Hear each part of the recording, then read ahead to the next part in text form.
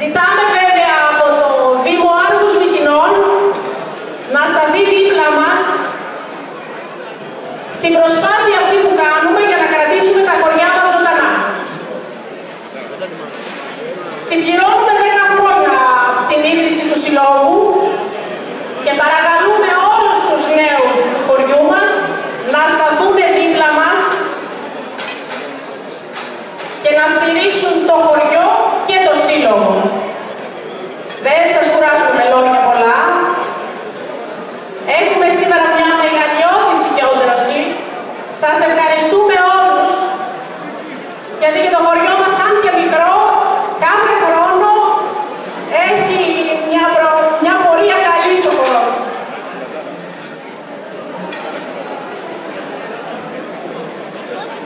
Θέλω να ευχαριστήσουμε όλους τους χορηγούς μας, να ευχαριστήσω επίσης το ΔΣ του Συλλόγου για την προσπάθεια αυτή που κάνει. Ακόμα θέλω να ευχαριστήσω και μία δεσποινίδα από το Σύλλογο, την Άνση Κωνσταλάβρου, του Λεωνίδα την κόρη, που βοήθησε πάρα πολύ στο έργο για να διοργανωθεί ο χορός μας. Επίσης θέλω να ευχαριστήσω το περιοδικό Πίστα, τον Γιώργο το Σπανό.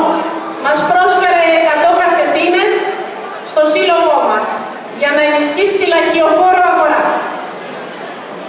Το κέντρο Ρουαγιάλ, την ορχήστρα μας που αποτελείται, για πρώτη φορά έχουμε μαζί μας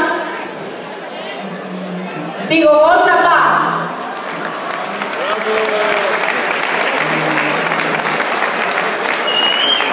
Πιστεύω απόψε να περάσουν όλοι μια ωραία βραδιά.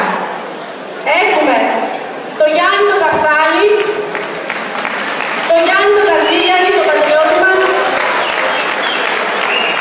το Μάκη τον Τζίγκο. Θέλουμε να περάσουμε μια όμορφη βραδιά και να ευχαριστήσω και όλους τους πολιτικούς μας εδώ, τους δημοτικούς συμβούλους, τους υποψήφιους αντιδημάρχους, υποψήφιους δημάρχους, περιφερειακό σύμβουλο και πολιτευτή Δημήτρη Βασίλη Σιτέρη, συγγνώμη για τα λάθη.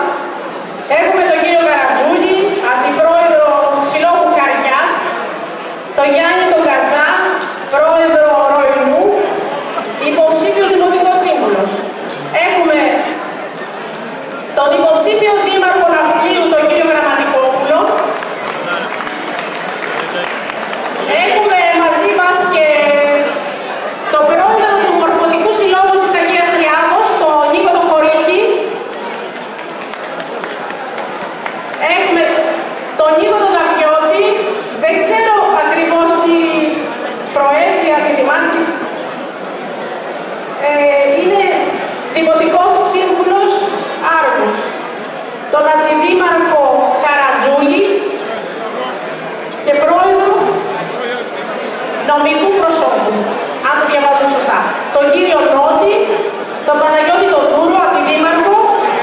Έχουμε τον πρόεδρο του Πολιτιστικού Συλλόγου Βρουστίου, τον κύριο Αλέκο Τότσικα, από το Σύλλογο της Πλατάνας. Τον